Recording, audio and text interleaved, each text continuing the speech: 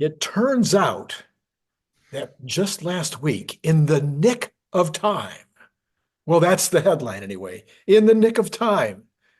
Nicholas, would you like to tell us about your story? You've just had quite the adventure, and I think it's relevant because it's a Tesla story.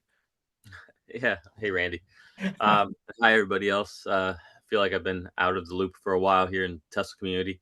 Yeah. So my neighborhood, where I live in St. Petersburg, Florida, flooded during the hurricane. Hasn't had a flooding since the 1920s. Um, and yeah, it was kind of a surprise to us all. Everyone prepares for hurricane the way you should, but you don't expect something that hasn't happened in 100 years that happen. Right. So yeah, our situation was a bit wild. Maybe like around, honestly, right before sunset, my wife and I went. We were walking around the neighborhood, just watching. You could see the ocean. We were watching the waves. Like, man, it's kind of crazy, but kind of pretty. Go home. Weren't thinking much of it. Around 9 o'clock, maybe 9:15, we start noticing there's some you know water pulling up in the street, which it's normal. Water pulls up in the street, goes down the drain, like pretty normal stuff. By like 9:45, I look out the window and I say to my wife, "Oh, our lawn is flooded." And we have a couple steps to go up into our house, and I'm sitting there just watching it go up, a couple of the first steps. And so I tell her, okay, we need to prepare in case this comes into our house because we have really expensive furniture. And so we started taking it up all off the ground. Literally took the couch apart, put it on the island. We have a really really like enormous island, so we put it on there and on the coffee table. We took our dining. We essentially raised everything we could, and we're sitting there watching it, and it's coming. It keeps rising. It's not stopping. You just keep thinking it can't go much higher. Can't go much higher. There's no way. Um, sure enough, there's that last step. I'm watching it, and it breaks over. And we had the doors, kind of sealed proof as much as we could, but water likes the path of least resistance. It'll find a way. And once it started trickling inside the house, that's when I said to my wife, you know, either we gotta make a decision. Either we're gonna sit here and we're gonna stand strong, and we'll probably take in. We don't know how much we'll take. Like 3 feet, 4 feet, who knows? We'll be sitting on the bed, maybe just waiting for this, or we can get in the On the Tesla and get counter, maybe. You'll be up there on the counter with the couch. exactly, or we can get in the Tesla and get out of here. And so she kind of was like thinking about it, right? And so I was like, all right, we're going. So I grabbed our dog, put in my arms, and we go. So our garage steps down, right? So it's on a lower elevation. And so when we go into the garage, the water's like already like, near the top of the tires. And so as you can imagine, I don't want to open the doors because I don't want water to come in. So we open up the hatch of the Model Y and we crawl into the back. My wife and the dog are actually just sitting in the trunk, close the garage door. I make my way to the front. Did you carry her? No, I did not. She had her hands full too with other stuff. Um, but so I crawl to the front of the car and then I open up the garage door. And as I'm opening it, it's literally like a scene of Titanic. Like water starts flooding in, and I start going out. And luckily, the Tesla was just amazing. I mean, we drove right through the water. I mean, I was going slow. Don't get me wrong, but we're going slow because we don't even know if there's a branch in the road or anything. It was hard to tell like where the street is. Like I'm just trying to. It's dark. No lights are on. We had power throughout all of it, by the way. It's not like we lost power at this Oh, time, at least. interesting. So we get out of there.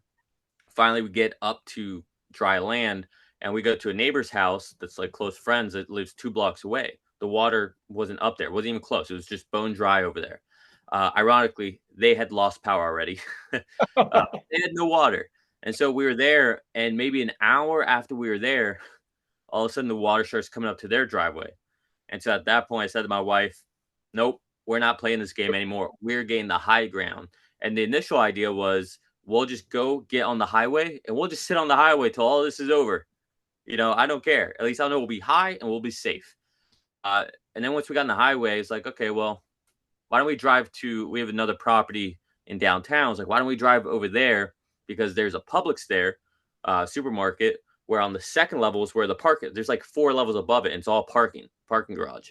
So we drove there. We go into the parking garage. We're on the second level. So now we got light, we got shelter above us. And the beautiful thing is they had a free charging. So we plugged in, we were charging, we had AC, we had water, we had Netflix. And, grand scheme of things, it was pretty nice Camping out. situation.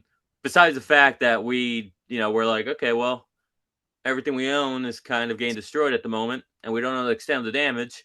Besides that, it was kind of it was nice. We were sitting there talking about how if you were in any other vehicle that wasn't, I'll just say electric vehicle, but I'm biased, so I'll say Tesla. But any other vehicle, we've all been in there in that situation where we're sitting there, we're just parked, we're idling in an ice car, and you have the AC on, but it's like it's not really working, and it's Yeah. kind of, you don't have that with the Tesla.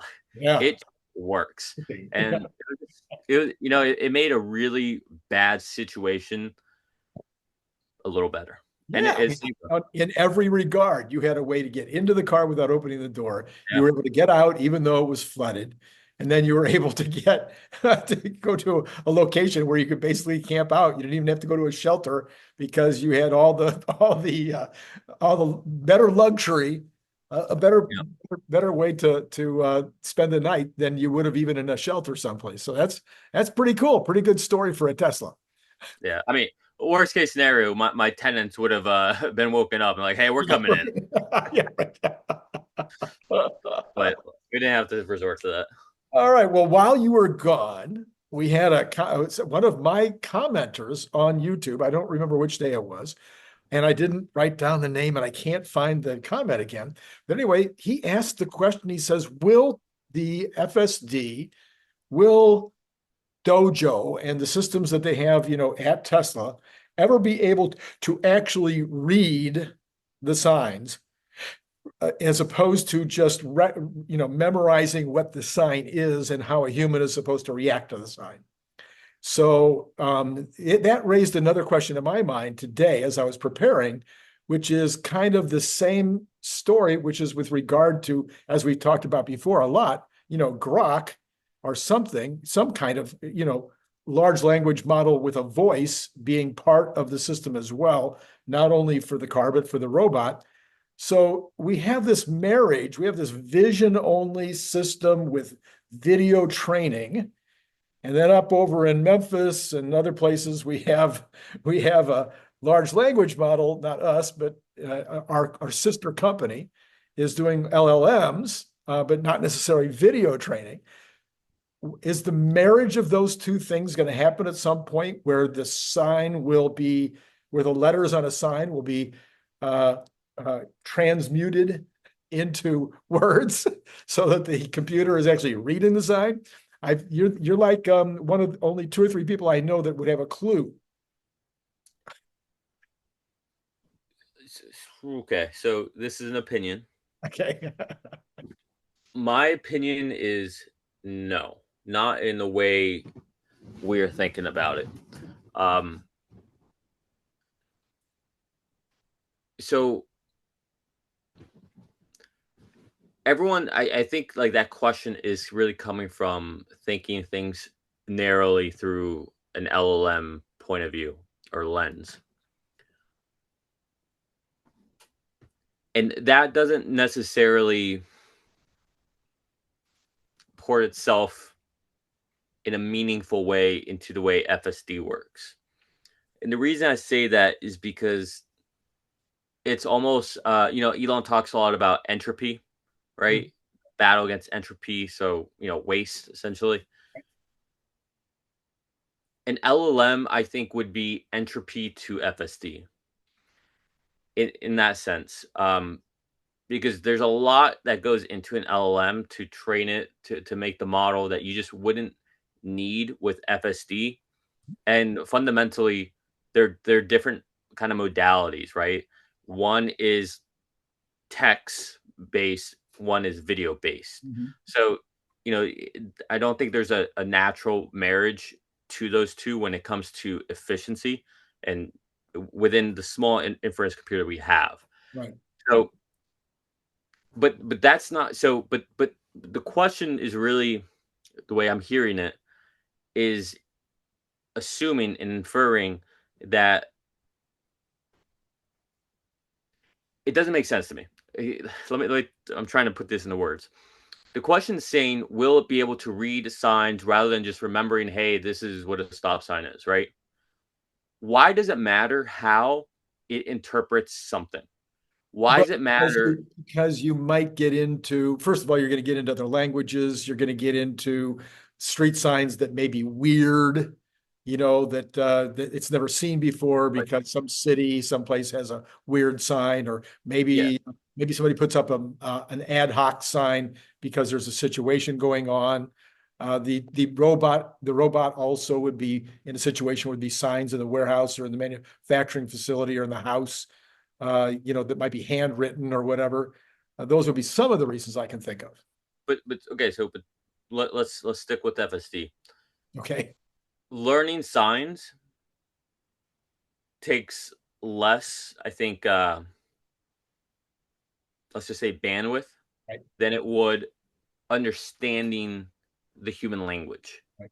Right? I would rather over index on trying to learn all the signs in North America, all the signs in Canada, all the signs in a given country, than trying to fit in a large language model, which will be very difficult, I think, for the current, well, for the hardware 3 inference computers, probably not for hardware 4. It doesn't seem like that would be the best use for that. Okay, now that's not to say that there won't be some kind of LLM in there, because I do think eventually you're going to want to be able to speak to the vehicle. I think that will happen. I'm just specifically, and maybe I'm getting too nuanced here, on the reading of the Right. signs. Right. That makes more sense to stay within this Mm. video image spectrum rather than the LLM spectrum. LLM spectrum should really be devoted to human input transcribed into text, that text into LLM, that LLM back out into audio, right? That makes more sense for that modality, not to interface with actually what FSD is trying to do. Okay. So So I might be hearing you say there's no technical reason why these two platforms couldn't mix and speak to one another at some point. But right now, it wouldn't be the wisest way to do it. So downstream, it might do something like this. I think saying, hey, when's FSD going to be able to use LLMs to read signs is like saying, why don't we use LiDAR and radar instead of just cameras? It's like, well, Why? Yeah. because you don't need that. Yeah. Yeah. Yeah. Yeah. Like, don't get me wrong, LLMs can be very powerful. Don't get me wrong, LiDAR can see and radar can see through things and all that, but it's not necessary. It wouldn't be first principles thinking, in my opinion. Yeah. Yeah. Yeah. Yeah. Got it. So that's how I'm looking at it, because that was very specific what that question was about. But again, I think they're going to have a voice interface, because again, you're going to have to be able to say, hey, just pull over here, XYZ. Right. So Yeah. hopefully that made somewhat sense. It does. It's It does. It does. Yes, in we here. will. We definitely have to have a voice interface, because if we don't, I'll be sad. And we don't want we don't want that. Okay. There's also been a bunch of comments. What you've also missed while you've been gone has a bunch of comments. AJ has really been mixing it up on this. Other people have been responding to AJ. And a lot of now headlines happening. Maybe it's because AJ got it started. I don't know, but I'm seeing headlines everywhere now. The European automakers are toast. GM and Ford might not be far behind. Everybody but Toyota in Japan is probably on their way to the graveyard. Rivian and Lucid are barely hanging on by their fingernails.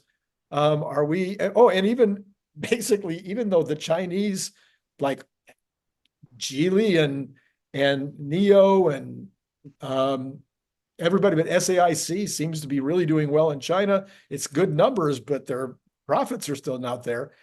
What do you make of this? Is it going to come down to BYD and Tesla at the end? I think it's going to come down to Tesla in the end. Not even BYD. Well, okay, here's my thinking. Here's the problem with all of them. All these OEMs, all these automakers need to make profits on their vehicles, right? Mhm. Or you could say like Ford and GM. I think they make. I could be wrong on this. Don't quote me on this, but they make a lot on their finance arm, right? And they make a lot of their parts. And their parts and their service and all that, right? Which should be a red flag to everybody. If a company makes, Right. come on, clearly it's not a substantial product. Um, the problem is assuming FSD happens in the way I think you and I and Elon, everybody, the way that we see it into the future, which it could not go that way. It could be go a lot different, a lot slower, a lot faster. Who knows? But just assuming the way everyone on this channel understands how we see it, we get FSD, people are subscribing. Um, Randy, you don't have to pay attention. Larry can drive down to SpaceX and just not pay attention, take a nap. We have robo taxis proliferating throughout cities. Assuming that's what happens, Tesla could literally sell their vehicles at cost. And there's nothing any other OEM could do because Tesla would be making the majority of their products on the software side. What happens to everybody else? What happens to BYD? It doesn't matter if you're a BYD or Toyota. What do you do when Tesla can sell their vehicles at cost? They don't care about margin and they can do everything on the software side. What do you do? So they're It's going to be able to sell the razor and make money on the razor blades, huh? exactly. I mean, it's now that's not to say that's how it's going to play out or that's what will happen, but it's not a crazy conclusion to get to. So I don't know. It's interesting. Ostensibly, the only I don't see why anyone can survive besides Tesla if we go into a full autonomous world. Unless they license the autonomy. I don't think it's going to happen. You don't think they're just not going to do it, huh? I mean, Now you could think, the guys like the Geely for whichever pronunciation you want to use, the SAICs, even the Hyundai, which I think is one of the survivors. So you notice I didn't mention them. Toyota, which has a big enough, they're strong enough that they could, if they start switching soon, they could be okay. These companies, I don't think are as adverse to Tesla as say a GM or a BMW or somebody like that is, or apparently they seem to be, since they're not willing to have these conversations. So, but some of these guys could end up saying, "Okay, we're ready. We'll start putting the cameras in now." you know. but here's my question to you, Randy. How do they make money? Even if they license FSD, how do they make money? Well, they make money off of the same thing. They sell it for more than they buy it for. Okay. But then you're competing against Tesla. And do you think Tesla is going to have lower, higher charges than anyone else? I think that you're always going to have variations in product. You're going to have variations in folks that are loyal to their country, are loyal to the brand that they've always been with. There'll be uh, pricing variations across lines. Tesla's not going to want to make every kind But of shape and style and whatnot. yeah, but you're still speaking from a vehicle perspective. So you're saying, yeah, you're saying if We're in it's a ride perspective. so if We're you're on a saying per ride. if it's per ride, if it's 100%, I don't think it'll ever be 100% ride share, because you're going to have the guy who's needs his pickup truck or needs his van, whatever it is for work. He needs it. You got cops, you got executives that are going to want to have their own thing, the way they like it. Salespeople that have their samples and whatnot. Moms that don't want to be, always figuring out how to get the baby seat in and out of a cab. So I think there's going to be a certain amount, let's call it 40, 50% of the market that might still be owned vehicles. Oh, and people that just want to own it. But even then, even then, it still wouldn't make sense, right? Because I look at if you look at a company like AWS, they're the perfect model of what this could be like, Uh-huh. right? AWS, you can buy a spot instance, meaning I want an instance right now, or I want to ride it right this second. Okay, that's going to be your most expensive price. Mhm. Okay, but to your point, if I'm a business person, if I'm a salesperson, whatever, well then I can say, hey, I want to buy X amount of miles up front for this year, Mhm. and that's going to be more affordable for me, and I get to use those when I want, and it'll Mhm. I can schedule every day, show up at this time, whatever, and I can just use it like that. I can say stay put. Maybe it's time, maybe it's hours, maybe it's miles, but you could easily go into that type of model where it just doesn't make sense to own a vehicle, because when you own, you're gonna have insurance. Right. You're gonna have to charge it yourself. You're gonna have to clean it yourself. There's a certain point where it just gets so cost effective on a per mile basis, it doesn't make sense to have insurance. Look at what just happened with this hurricane. I got lucky, but a lot of people, not just Florida, Georgia, Mhm. South Carolina, North North Carolina, Tennessee, got wiped out, cars flooded. What do you think's gonna happen to car insurance? Yeah. It's going to go up Again. everywhere, everywhere. So I don't know. I don't know, Yeah. Randy. Yeah. It's going to be very, very interesting to see how this all plays out. So, all right. Well, that would be nice to have Tesla be the overall winner And by a and lot. just I do agree with you. Like, you're always going to have businesses that own, right? A construction company is going to want to have a vehicle they can abuse, whatever, but they'll buy their own kind of fleets, right? Because they already do that. That already exists, Right. right? Where companies will buy like fleets. It's a whole different segment. It's not something that the everyday person can buy into or get same type of pricing. Right. Police stations, again, that's unique, right? Those are offsets. I don't think those would be the norm. Just my thoughts. Yeah. So, and if the police department, once there's no longer traffic violations, the police department could just call Uber also. Well, the police can focus Yeah. on more important things. Yeah.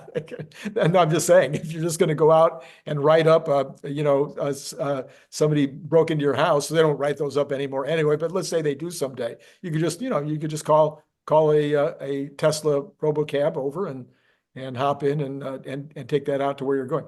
Anyway, by the way, if you watch, I watch British crime shows all the time, and the Brits take cabs. The cops, the Do they? detectives take cabs. Yeah.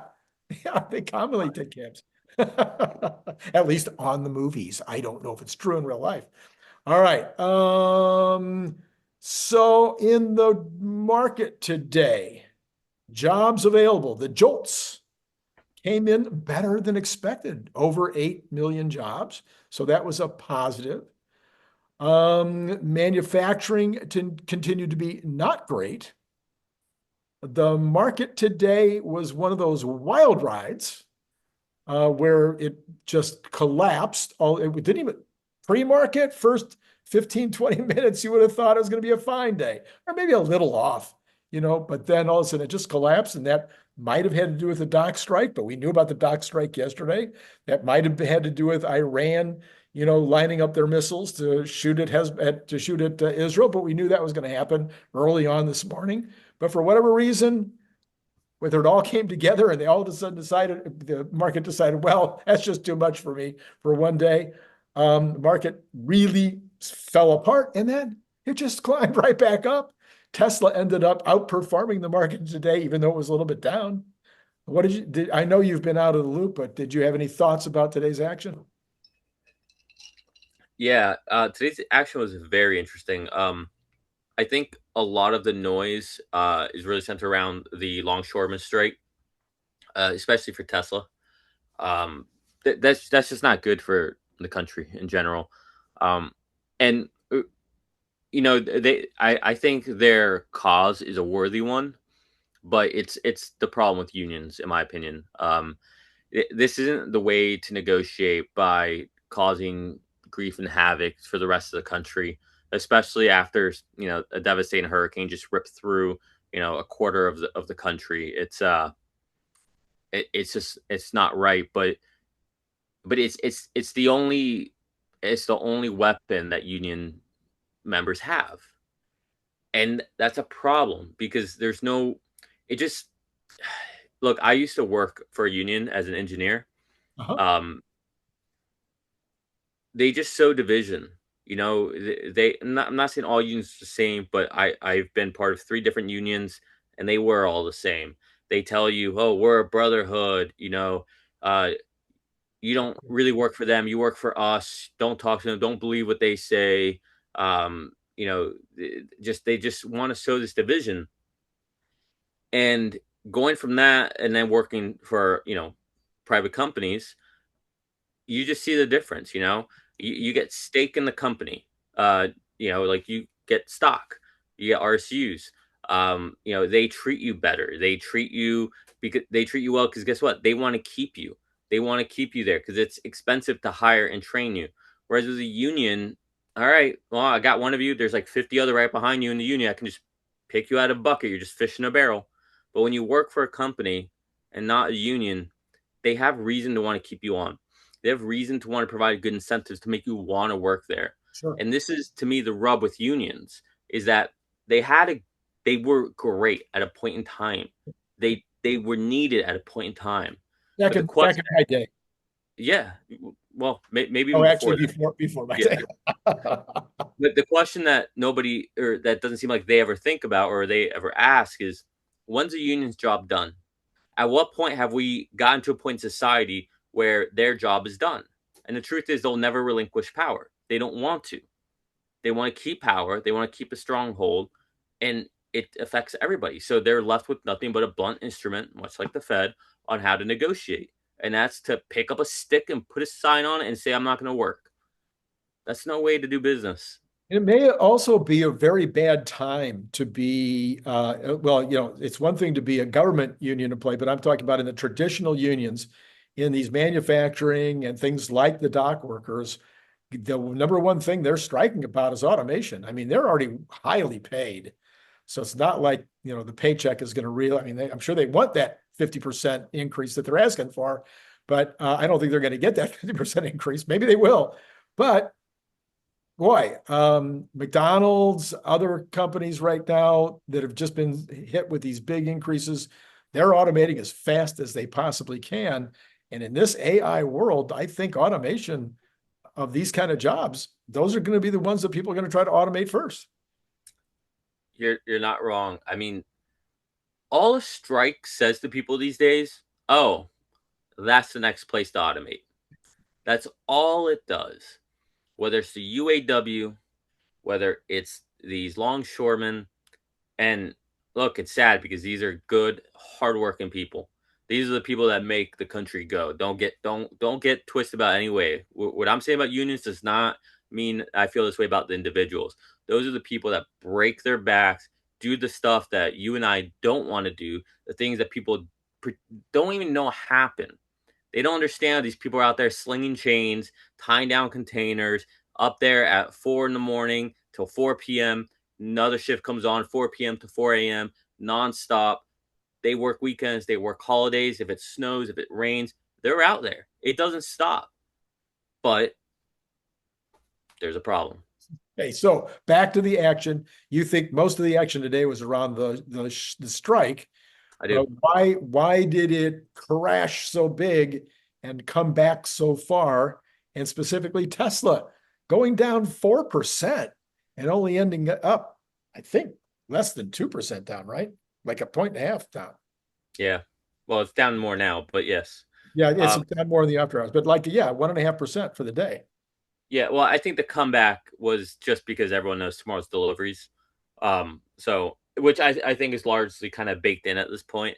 Um, I'm of the opinion that a lot of these numbers that come out, whether it's jobs report, whether it's GDP, CPI, cuts, a delivery number like this, the market has already baked it in my opinion. We'll find out. Yeah, But so I don't think anything too crazy is going to happen over the next couple of days.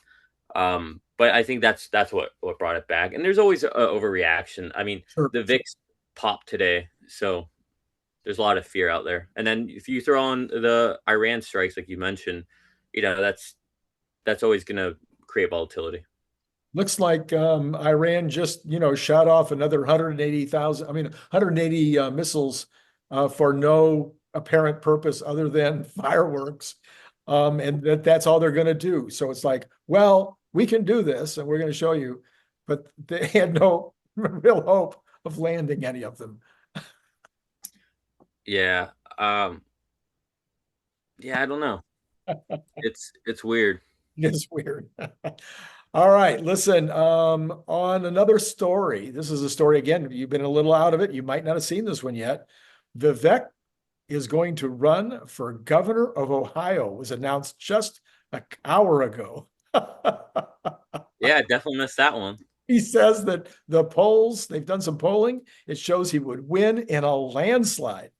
So while he may not have had quite that presidential, that way to get to the presidential level in just one term, apparently his brand is pretty good in Ohio, and he's going to run for governor. So probably, I don't think that was an actual announcement. It was like a pre-announcement, like I've decided that I'm probably going to do this. What do you think about that? I would vote for Vivek to be president in a heartbeat. That's what I think. So, yeah, he irritates me a little bit with something about his presentation. There's something about his confidence or something. It's just I don't know what it is, but he irritates. But what he says, he's so right on. And so I think it's just a matter of getting used to him. Maybe we'll see. But yeah, I thought that was pretty interesting. So you're in favor, huh? yeah, I just think he's a complete thinker. Yeah. And he knows how to take those thoughts and structure them in words very eloquently, efficiently, and I think he has a lot of great ideas. Yeah, definitely, definitely. And I guess the first thing he'll do as the governor of Ohio is to fire 75% of the employees. Actually, Good. he wanted to make sure that people were clear on that. At least 75%, not just 75, but at least 75%. Honestly, good. I mean, not good. Like, you don't ever want anyone to get laid off, right? But at the end of the day, like Elon says, if the company doesn't survive, everybody gets laid off, Right. right? So it's got to run. And at the end of the day, you give people a proper severance package, they'll land on their feet. Sure. Sure. And these are state employees and we'll see. Anyway, we'll see what happens. But I thought that was one of the more interesting headlines of the day that probably will go somewhat unnoticed. But not on this show. We want to bring you all the things that are exciting and interesting. So any last thoughts about Tesla or about markets or about the economy before I go into the numbers here? Well, yeah, we got a few days left till the 10th. I mean, That's true too. this is it's getting pretty real. Yeah, pretty Uh, well, right. I don't look. I've been so out of the touch. What's the rumor mill saying? What's the we robot all about? Well, it could be more than one vehicle. It could be a vehicle and Optimus coming out and parading around and doing some fun stuff. So those are the two main, I think, we robot things that people are discussing. People are still talking about a two-door. That seems to be the number one rumor out there, that it's a two-door. People are talking about the 2.5 this would be a fine time to make it one more thing or to reveal it at the same time, because it's only really 2 to 3 months away, supposedly, from production. Those are some of the things that are out. Of course, everybody wants I don't know about everybody.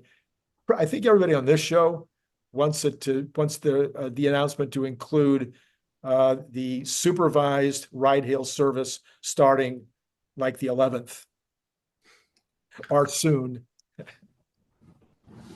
All right, listen to me right now. Okay. You listen to me right now, Randy. I'm telling you, Okay. if they were to do that, Yes. and they were to show the 2.5 version, the stock would go on in it would go on a run that would rival 2020. You realize we're already up 85%, so we've already got a lot of that increase. No, I'm saying we'd get to Back and like forth that 600. No, 600, we if they announce it starts on whatever, right? show the 2.5 vehicle and a robo taxi. Are you kidding me? Oh my goodness. You would see it'd be insane. I'd Well, be upset that I didn't have call options. well, there's still time. If you have any dry powder, there's still time for you. Well, I guess that's a topic. Are you doing anything around options with this one? No, I'm not. I don't. I got out of it. The year after I did that options trading all year and did so well is when I had my open heart surgery. So I'm not saying there was any correlation between the two, but that is, man, I'm telling you that that day trading of options was something that you have to be on it every minute that the market is open in order to take advantage. And again, it was very, very successful. But yeah, it was hard. It was a rough journey. So no, I have my leaps. They're in place. They will do very well if what you say happens. They will do Okay, so you have really. leaps. Oh, I do have leaps. Yeah, yeah, but I don't touch them. I just buy them, and some eventually I'll flip them up over. Uh, whether they go down or whether they go up, I'll still flip them and put them further out. Okay, got it. That's all. How about you? What do you think you're going to do? Think you'll get some? Ooh, that's a good question. Um, part of me wants to do just at least one contract just Just to have it. yeah, yeah. Just yeah, it's like, you know what? It's the Hail Mary. $100 billion lottery. Oh, okay, I'll buy a lotto ticket for that one, kind of like that. If there's, I mean, they're renting out Warner Brothers studio or whatever. I mean, they must be trying. There must be something that they're really going to show that's going to be exciting. So I don't know. I don't Yeah, know. a lot of We'll excitement. we'll see after the numbers tomorrow. Yeah. So what do you think? I mean, that we've got people that are down in the 450s. We got people. We got AJ, who's everybody's favorite pundit right now. He's at 486.6. Oh, and what's his face? Troy Teslak raised his number all the way to 473, I think. I think high 460s to 480, probably somewhere there. I really don't think it matters. I think it's irrelevant anymore. A week later, it won't matter, especially after 10:10. I don't. Yeah,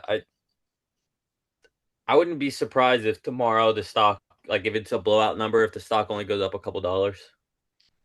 Yeah, I've told many people, I've said it on the show before, I'm okay if the stock stays in this 460 to 465 range. I would like it to touch on 465 on 10:10. I said 265 on 10:10 just because I said so. That's all, So I have bragging rights, for another year. I always like to have, I gotta be right once a year so that I'll have something to say that I was right about. Yeah. So do you think we get the 280 by Friday? This Friday? The Yeah, following Friday. this Friday. No, this Friday I'm saying 265 on 10:10. 265 on 10:10. But do you think there's a chance we get the 280 by this Friday? Is it possible, you think? You never, it's how I mean, I'm happy just to predict where I think it's going to be, short term, long term, but in terms of in between, I mean, so much could happen tomorrow. For instance, let's say that if AJ's right, yeah, you could be at 285, especially if the energy number's high too. Well, I don't. Will we see that? Do they? Yeah, yeah, they give us an energy number too. Yeah. Okay. Yeah. Well, no. Supposedly we'll know in the morning, but I don't think we actually know that. No, we don't know yet. Tomorrow morning, I think it's 9 o'clock Eastern. But we don't know that because so many times it doesn't come out till like 11 or I see. So, 12. yeah, so they could do it different this time. No, yeah, yeah. Yeah, it's not like it's at 9 a.m. every No, time. I would just like to have it before my show tomorrow morning. So, Fair enough. all right. So, at the end of the day, the famous phrase that nobody can stop saying, even though they keep saying, I don't like to use the phrase, but I'm going to use it anyway. The Dow was down 173.18 after being down a lot more, 500, I think, at one point, maybe, or 400. NASDAQ down 278.81, which is a lot, but it had been down way more than that. S&P was down 53.73, and Tesla ended up only 361 after being down. I saw it down 11. I'm not sure whether it was ever down more than 11 or not. But Apple was down 679. Actually, Google and Meta ended up positive for the day, and Microsoft down 961. That's only 2%. And Nvidia down 4% itself, down $4.44. So it was a bloodbath pretty much across the board. And the Cathie Woods were basically all down as well. Yeah, so you've already told me all of your thinking about that. Now, Nvidia has a potential new competitor. I forget the name. They're going to do an IPO. It's like the first IPO in 9 months or something. It's Yeah, that's no big deal. well, I'm not saying it's no big deal, but to call someone an Nvidia competitor right now, it's like, okay, It's like all calling right. somebody a Tesla competitor, right? It's like saying the competition's coming. It's like, Yeah. okay. Like, Okay. All right. Bonds. The bonds in the the pre-market. Well, look at that. Only down 0.01 basis points. I'm sorry, 1 basis point. Sorry, change that. 1 basis point. In the pre-market, after being down a lot more today, it was down around, I think it was under 3.7. I think it was like 3.69. It has popped all the way back to 3.733. That's a fine place. I think it'll be fine to stay around this 3.7 range. The 2-year, same thing, 1 basis point. And the 3-month and the 2-month, which have both been up today, they are still acting like they think that we're still not in a recession. I don't know. I give up. I've given up on the 2-month and the 3-month, but I will say that the 2-year now is fully reinverted, disinverted did, in the right relationship. did you see that they revised the 2022 what was the GDP? They revised it to being positive rather than negative. The 2022. Remember we had 2 consecutive negative No, no, yeah, they revised it. I didn't see that. I missed Yeah, that. instead of being negative, they're saying it was up 0.3. Wow, Yeah. interesting. I can't imagine that that was anything that had any chicanery involved in it. Okay, all right, if you say so. Yeah, that was my thought as well. All right, the oil patch went nuts today.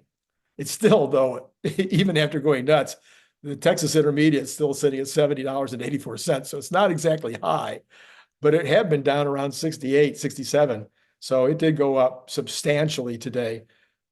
Brent, interestingly, is not even $3 higher. It's a 73.56. Normally, when there's problems in the Middle East, you see that hitting Brent more. So another thing that will go down in history is something I don't understand. There are many things like that. Yeah, it'll be interesting to see what happens if, like, for example, I think you and I both think that if Trump gets in office, that a lot of these wars probably come to an end, say within 6 months. So you Right? take that, kind of have a little more peace. You get us to start pumping more oil. I mean, you just wonder, like, the price we see right now is with all this conflict and fear out there. What happens if things settle down? Yeah. Like, what's the real price, right? It's current price minus fear equals real price. So what does that look like? Yeah, indeed. Indeed. Yeah, I think you're right. Natural gas up 0.24% to $2.90. It's really up there. Um, Gold, which had jammed up again, trying to get back to 67, I mean, 2,600, 2,700. Let me say it again, 2,700 has fallen back a little bit now. So everything that went crazy kind of modulated, except for one thing. We'll get to it in a minute. So gold down 840 in the pre-market, silver down 10 cents in the pre-market, and copper down 0.36% at 457, but that's still a very good number for copper. And by the way, overall commodities are definitely moving up. So we're seeing a little bit of, like, iron ore, for instance, went crazy the other day. They're saying a lot of this has to do with the China stimulus, is why the ore market went up, but also there's other commodities that are also starting to move up. That's not good for inflation, but we'll see what happens over time. Japanese yen down versus the dollar, dollar up, dollar down against the euro, but in very small numbers. Here's the one that went down and stayed down. That would be Bitcoin, down 2,556 at 60,890. So looking all the more like it might be penetrating the 60,000 level again and going back into the 50s. We'll see what happens. Yeah, Bitcoin's it's definitely stalled out, hasn't it? Yes, I think. Yeah. But I mean, like, it's also done a really big recovery Sure. this year, Oh, yeah. right? No, So it's had a great year. yeah, I mean, if you zoom out, it's actually done really well. And honestly, what's like, if you just look at this from a Tesla perspective, a Tesla stock, this is what you want to see. You want to see it hang out at a certain price for a while, go up, hang out, go up. You don't want everything to be parabolic. Yeah. Yeah. Because What that comes up, come down. that's that there a lot of folks have that as a philosophy of how they look at the markets, huh? The equities. Are you ready? The Dow is, the Dow is not up. The Dow is down 97 or 0.23%. S&P down 10 or 0.19. NASDAQ down 51 or 0.26. So all of them down in kind of the same range at this point, looking at tomorrow. It'll be interesting. What do you think? I have never seen, except for in history books, anything as strategically impressive as what Israel has just done to Hamas, and then amazingly what they did to Hezbollah. Do you think they have a similar plan that they've been working on for a year as to what they're going to do to the Iranian nuclear capability that we might see in the next 3 or 4 or 5 days? I don't know. I just know all this needs to stop, Randy. It's not good for anyone. Like the Well, yeah, I getting rid of Hezbollah would be good for everyone. mean, we just need peace. That's Peace. all I can say. Like I don't know what the right answer. Everybody, it's every side has a point of view. Everyone thinks they're right, the other one's wrong, and it's like at the end of the day, somebody's got to say, "Okay, I forgive you." Otherwise, it's always going to be eye for an eye, right? Like there's got to be a level of forgiveness. Otherwise, it'll never stop. It'll never end. But You know, don't you think there is an issue with the fanaticism of this this section of, not all Muslims, but this section of the Muslim religion, where you have these people that believe that they are part of the apocalyptic end of time, and therefore they need to destroy these other cultures in order to be doing what they think that Muhammad would have them do? Is there any I way don't. to fight that by saying we're sorry, or please, or thank you, or other nice things? I don't know enough Okay. about. I don't know about enough about the religion, about the Shias and Sunnis, and the different sects within it, and what they believe, what they don't believe. The different you know tribes within all that and how they view things. I mean, it's it's complicated and it's messy. Um, what I do know is killing someone else, attacking someone else, raping someone else, anything like that. not right. End of story. There you go. Um, so it's just we need to stop. Like all of it needs to stop. I mean, I mean, we see a lot of that here too. I mean, maybe Sure. not on the killing side, but just taking things out of context and trying to belittle people. It's like it's almost like everyone's just gotten numb to all this hate, animosity, violence. Everyone's just about what's in it for me. Everyone's looking inward, and there's just not enough, I don't know, compassion and empathy and just people wanting to be people. Everyone's so focused on what political party you on, what religion are you, where do you live, what color is your skin, what's your gender, what do you believe in, instead of like, hey, we all need to eat, we all like to have fun, we all like the beach, we all like to watch movies, like just the things that really matter. Family, kids, I Yeah. don't know. Yeah. Okay. We can all agree on that. So we're only an hour away from watching the VP Oh competition. yeah, I forgot. As we're publishing, or as we're creating this, we're an hour away.